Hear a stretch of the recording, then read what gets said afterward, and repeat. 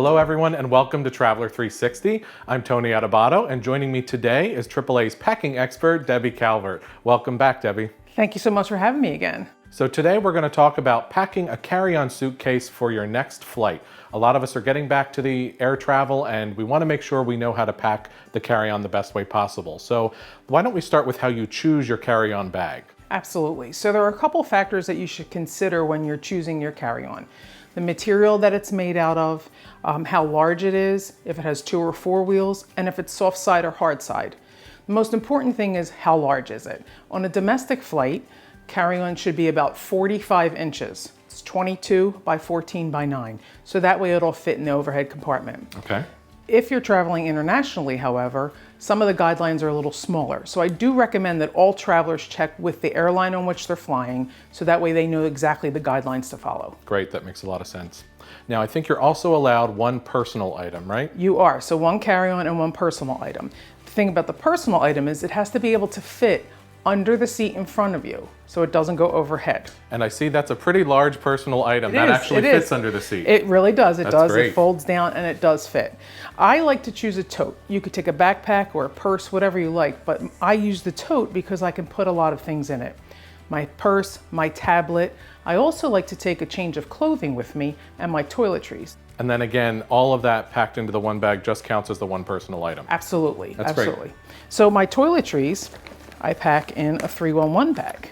All right, now 311, we've all heard that term. Can you explain a little bit about what 311 means and if anything has changed at all since the pandemic began? Right, so nothing has changed. 311 is still the TSA guidelines for what you can bring onto a flight. You're allowed one 1-quart bag. It can't be any bigger than a quart. And every bottle of liquid inside cannot be any larger than 3 ounces. Okay. So you could squeeze as many as you can into the bag, but it has to fit in the 1 bag. So why don't we then move on to how you actually approach packing your main carry-on bag? Absolutely. Okay, Debby, so we have our suitcase laid out and everything that we're going to pack inside it. Where do we start? Okay, so first I'd like to start with shoes. Number 1, shoes have space inside. So I like to pack my socks in my shoes. Got to take up every little space you can. Makes sense. I use a shower cap. You can get these anywhere, and I put it over the bottom of my shoes, so that way it prevents my clothing from getting dirty. Yeah, very smart. Okay. All of your shoes should go at the bottom and the right and left hand side bottom of the suitcase. So that way the heavier items are at the bottom and the suitcase won't tip over. All right, so all the shoes are in, what's next? Okay, so when you have a belt, an easy way to pack the belt is to just lay it around the perimeter of the suitcase. Doesn't take up any space. I was going to say, then it takes up really very little space at all. Right, absolutely. Another thing I like to take is a laundry line, so that way if you have to do some laundry while you're staying away, same thing, it goes around the perimeter of the suitcase. Or if you need to hang something that's wet, like a swimsuit. Absolutely, absolutely. And I always take a packable duffel bag or backpack, because you never know what you're going to need when you're on the road. Like souvenirs. Absolutely, so you have another case. All right, now it looks like next up are the clothes. Yes, absolutely. So I like to put all of my undergarments in plastic bags. One thing is you have a plastic bag in case your bathing suit's wet, so you have somewhere to put it.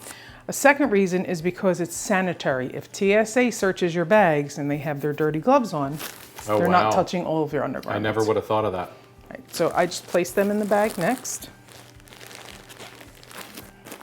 All right, I see we have some scarves laid out. So I like to use scarves to change your outfit, right? It can keep you warm if it's a little chilly night. And I put them in next, kind of like a barrier between the next level of clothing. Yeah, it creates a nice flat surface again to start the next layer. Absolutely. Okay.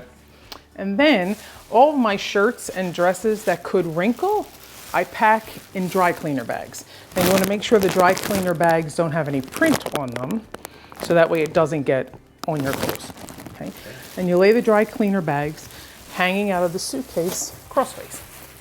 And we're really going to be able to close the suitcase. We really are. Okay, I'm trusting you. All right, I think we're close to the end here, right? Your pile is pretty low on the bed, so what's next? Okay, so the next are the pants. Any pants that you bring, I lay across the suitcase in the opposite direction with some hanging over.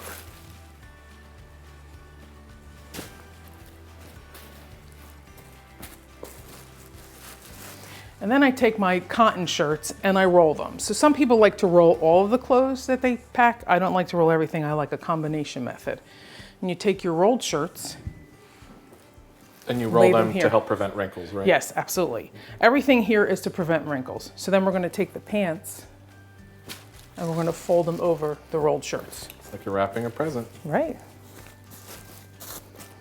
And then we're going to take the bags and fold them over the pants. And the hangers for the dry cleaning bags are not a problem with the TSA? No, they're approved. If you go onto tsa.gov, you'll see you're allowed to have them in Great. the bag. So then all we need to do is close it. Okay. You think it's going to close? I think so. I think you've done a great job. Now, one question, I don't know that this bag is expandable, but I know some are.